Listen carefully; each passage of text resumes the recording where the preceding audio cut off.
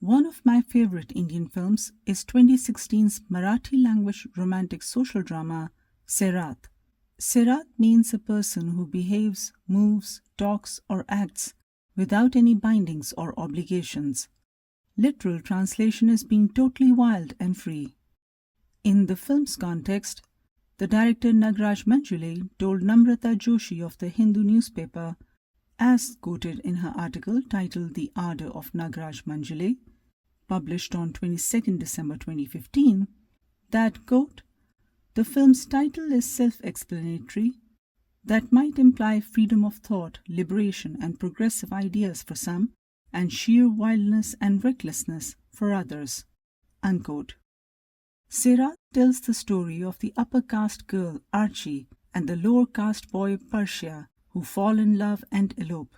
Both were studying in the local college, but education does not bring equality in the village where invisible lines are set in stone.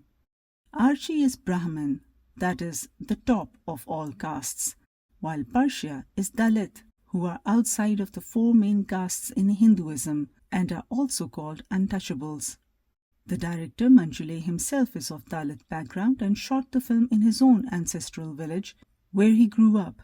The cast looks authentic, whether it's Archie's rich Brahmin family, which includes her father, who is both a feudal landlord and an influential politician. Parshya's Dalit family look and act like they have been poor and broken all their lives. The places, clothes, and behaviors are real and natural, but everything is shot and picturized so beautifully that you don't feel like you are watching a prestige art film full of sermons. This is very much a musical romantic film, with great songs and background music that takes inspiration from classical Western music and Marathi folk. It was recorded with live symphony orchestra at Sony Scoring Stage in Culver City, California. The 66-piece orchestra included a 45-piece string section, 6-piece woodwind section, 13-piece brass section, 6-piece horn section, and a harp that played the music created by Indian composers Ajay Atul. This information has been taken from Mihir Bhanaghe's 29 March 2016 article, Sairat is maiden Indian film to record symphonic orchestra in Hollywood, that he wrote for the Hindu newspaper. Speaking once again to Namrata Joshi for her article that was published on 7th May 2016, titled I Want a Break from This Male-Dominated World, the director Manjule emphasized that the lyrics to songs had rural and rustic lingo to maintain the authenticity of who these two people were and to not turn them into literary or lyrical poets. The gender roles expected in a traditional love story are switched here. Since Archie, the girl, is shown to be dark-skinned, plump, and heavy-built, she has masculine characteristics and is a natural leader, even bossy, probably because of her family's position in the village. She is shown riding a horse, driving a motorcycle, called a scooty in India, and tractor, etc. The boy Parshya is fair-skinned, pretty, delicate, has feminine characteristics. He usually literally takes the backseat to the girl he loves and is saved by the heroine more than once. Before intermission, Archie is blasting a gun to ward off her own brother and family's male members to save Parshya's life and runs off with him, leading him all the way. And that's just half of the film, because Manjule shows the reality of what happens after such couples run away.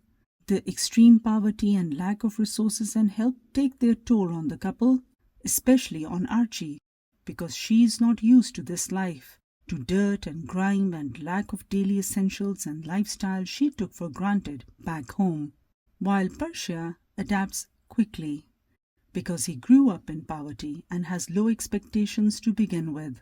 However, he succumbs to the pressures as well. His jealousy and suspicion of her independent and outspoken nature almost derails their new life before they make something out of it. Both start working hard to make ends meet. This is shown in a very natural, realistic way of how two people from different economic stratas of society merge together to build a self-made life for their own selves that is not governed by their caste or family or traditions of the village. Meanwhile, back in the village, their families face the repercussions and consequences of their elopement.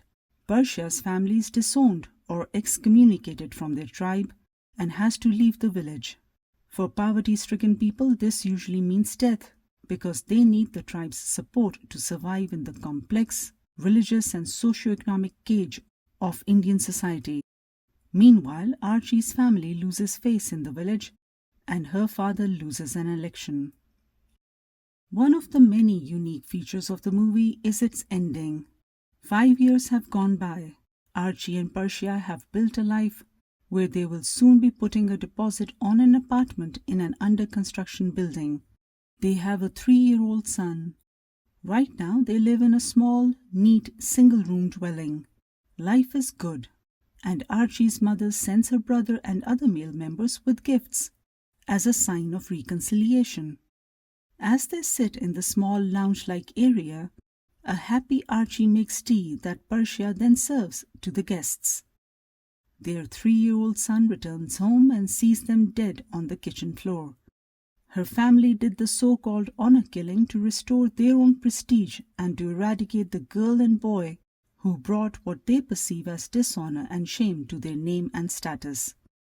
Archie and Parshya's son is wearing a t-shirt that has "winner" written over it. The film ends on a close-up of his footprints, caked with the blood of his parents, as he runs out of the place. The shock ending lays bare the senselessness of the so-called honor killing. Ghairat ke naam par qatl, that is honor killing, is a huge problem in both India and Pakistan, and in South Asian diaspora living abroad, be it the Hindu people, Sikh people, or Muslim people settled in Europe, America, Canada, and elsewhere.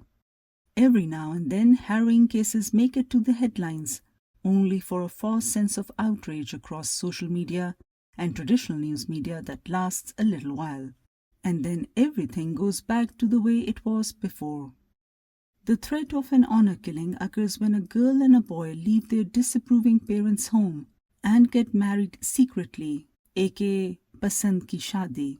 The disapproval of their choice is spread across religious, ethnic, caste, clan, lineage, and racial lines, as well as sexual identity, and it means death in most cases. I will also add that plenty of foreign-born girls of South Asian descent often refuse to get married to who their parents have chosen for them, to someone back in the village or some cousin abroad, and this becomes the cause of that girl's murder, the inability of her parents to accept a no from her. Why am I talking about a Marathi film, eloping couples and honor killing? Because the excellent non-fiction book I've just finished, Mansi Choksi's The Newlyweds, Rearranging Marriage in Modern India, is a narrative fiction on 3 such couples who make a choice to be together, drawing the ire of the girl's family, uprooting not just their own lives, but those of their respective families.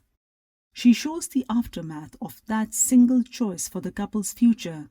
Its hardcover edition was published in New York in 2022 by Atria Books, an imprint of Simon & Schuster.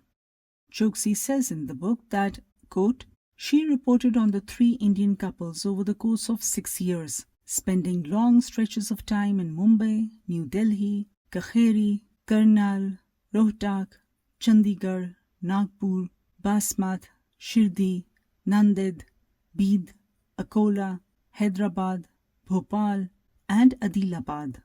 The facts in these stories have been corroborated through police reports, court files, transcripts of chat and text messages, videos, and photos. Unquote. She says this in acknowledgements.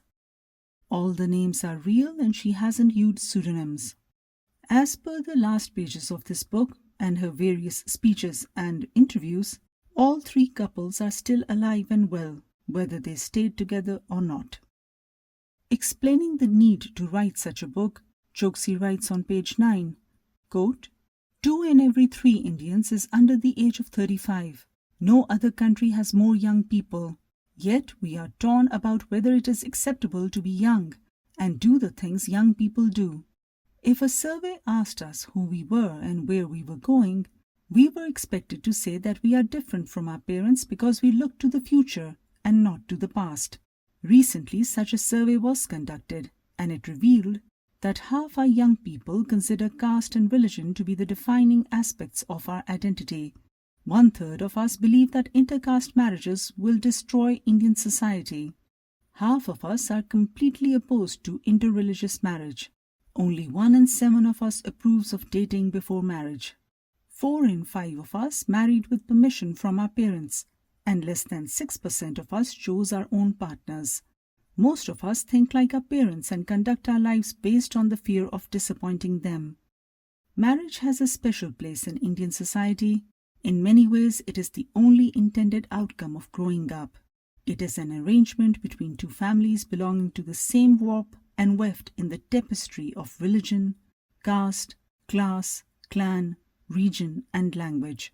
The goal of marriage is to cement those boundaries to ensure the survival of power hierarchies, because we are a society that places greater emphasis on collectivism than individualism. We derive our identities from the groups we belong to. Our daily lives and our politics are arranged around them. When young people choose their own partners, we threaten order with chaos.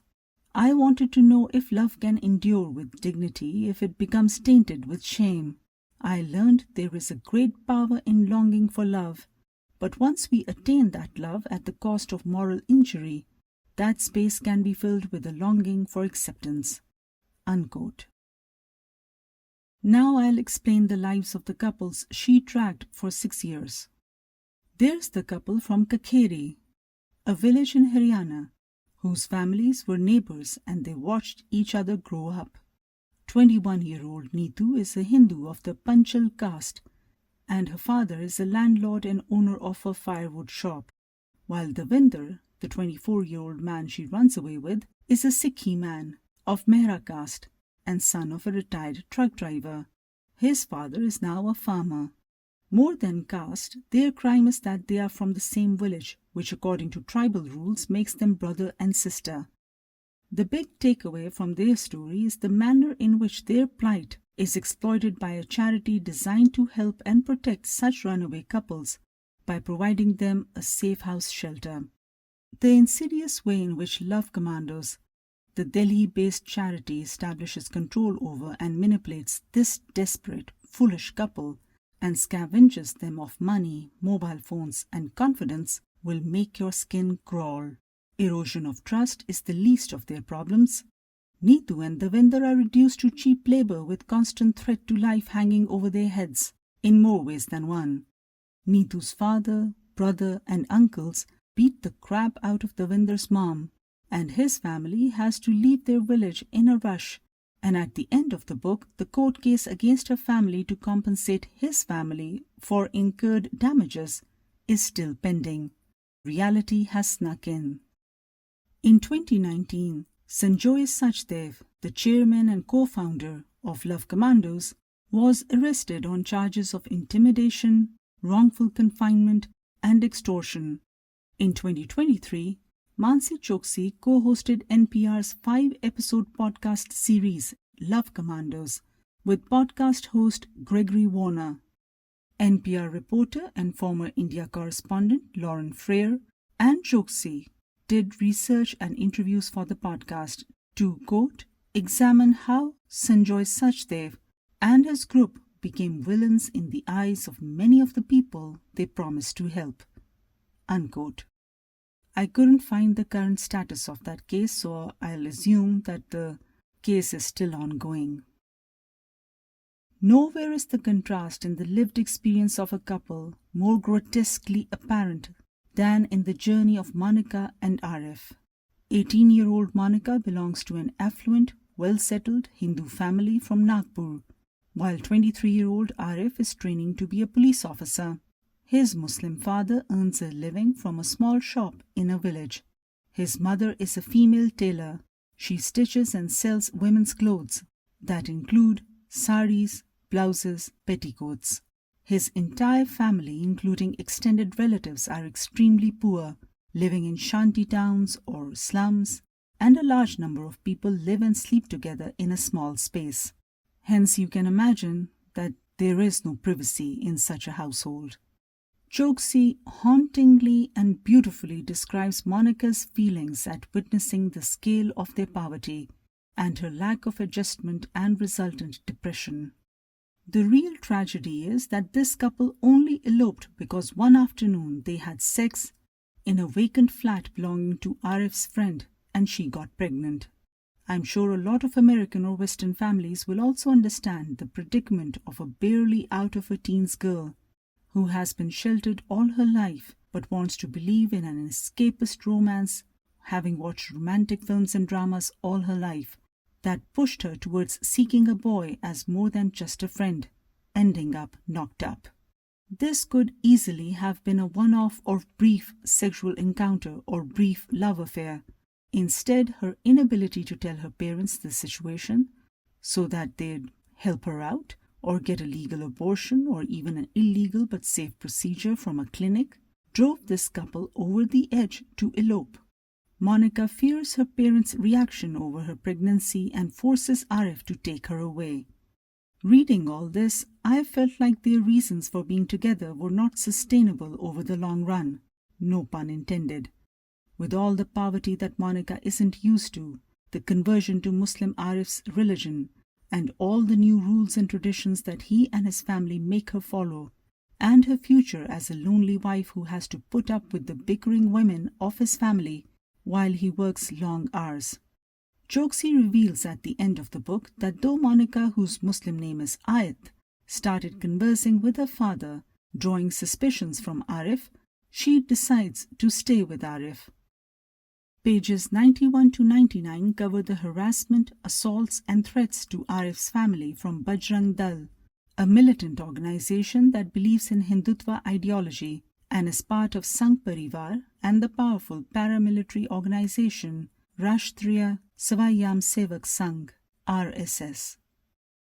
Britannica defines Hindutva movement as a, quote, right-wing ethno-nationalist political ideology that defines the cultural identity of India in terms of Hinduism and desires to make India an overtly Hindu nation-state, unquote. Hence the idea of a Hindu girl getting married to a Muslim boy is an anathema to the Hindutva brigade, and Choksi brings out the claustrophobic fear Arif, his family and Monika feel. The third couple are two enigmatic women who have a lesbian relationship, elope, get caught, elope again, and then one of them returns to her family to be married off to her male cousin. That's the crux of the story of 28-year-old Reshma and 18-year-old Preethi. Both are distant cousins.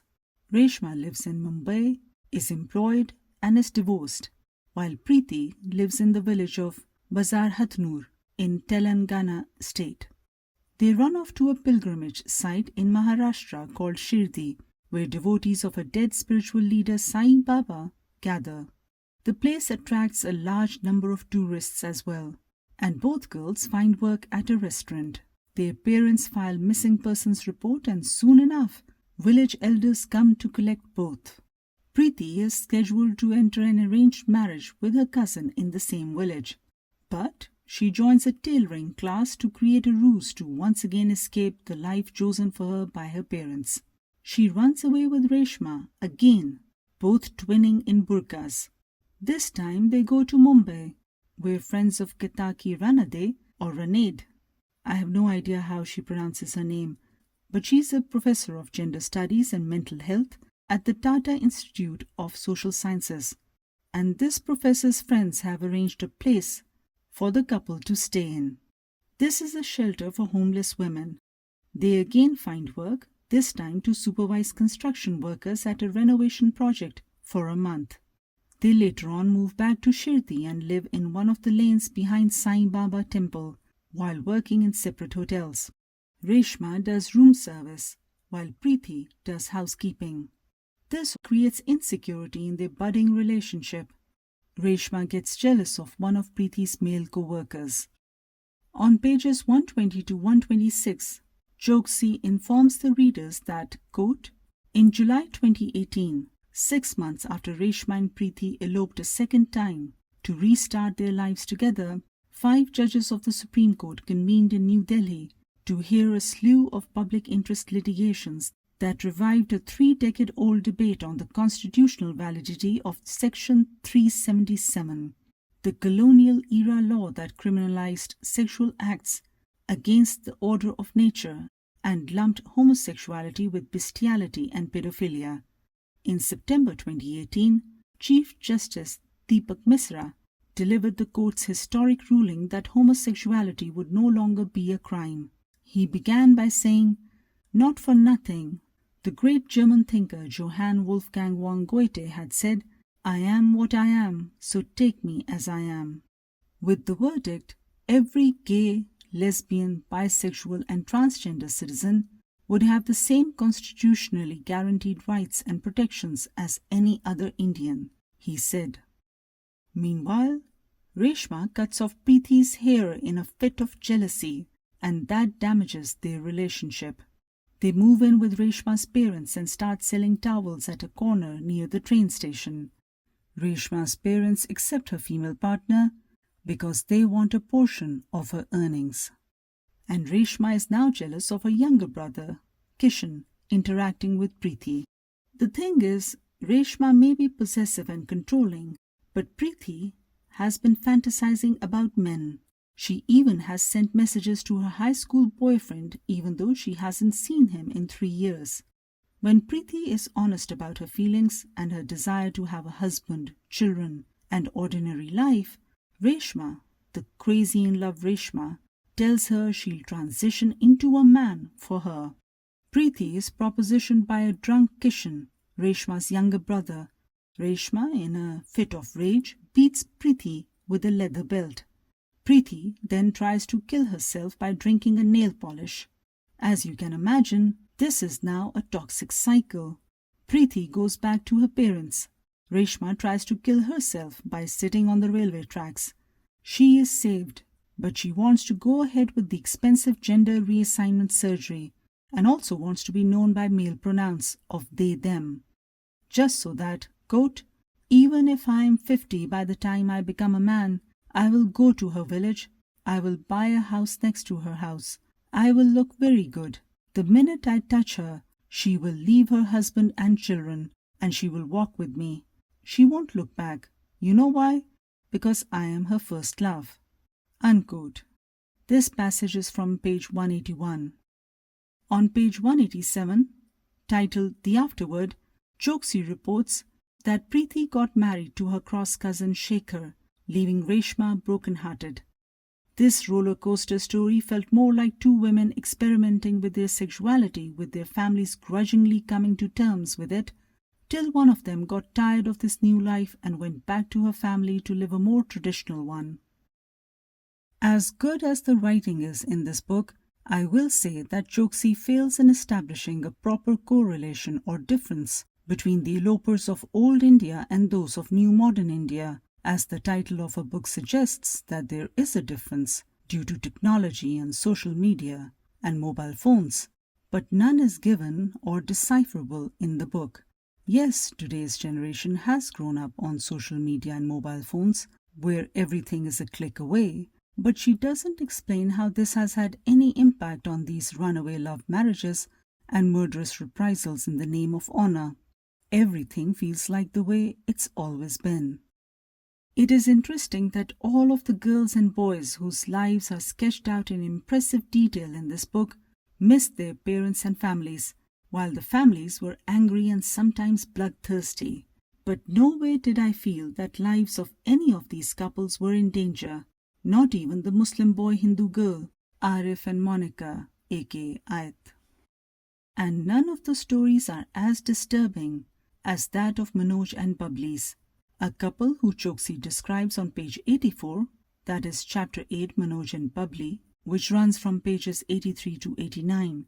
Quote, "They were both Banwala Jats by caste and shared the same gotra or clan, which traced them to a common ancestor. In the eyes of their community, even though they were not directly related, they were brother and sister." Unquote. This couple was condemned to death for committing imaginary incest when they got married. but maybe their economic disparity also played a role. Manoj worked as an apprentice at an electric repair shop, while Babli belonged to a land-owning family. This couple was very good-looking, and it's sad to see their wedding pictures on the internet. All they did was get married and got killed for it. Her family got to them because police did not give them solid and durable protection to escort them to and from the court. In spite of their repeated pleas, they were kidnapped and killed ruthlessly. In acknowledgements given on pages 189 to 190, Choksi mentions the 90-minute documentary Izzat Nagri Ki Asabhya Betiyan, The Immoral Daughters in the Land of Honor, which I watched after reading her book. I'll also suggest watching Pakistani filmmaker Sharmeen Obaid Chinoy's Oscar-winning 40-minute documentary Girl in the River, The Price of Forgiveness. In the end, I will just say, given the fixation that the couples have with pop culture and films and dramas, and how swayed they are by the concepts of love and romance as they are shown in the name of entertainment, how revolutionary this scene from Dilwale Dulhaniya Le Jayenge really was, when the father, played by Amresh Puri, says to his daughter, played by Kajal, "Ja beti ja, apni zindagi ji le." Go daughter, live your life the way you want to. Because parents who believe honor killing is the only way to restore balance to their reputations and teach their adult children a lesson, take the Sairat route, and that happens more often than not. Do share your opinion in the comment section below. Thank you for listening.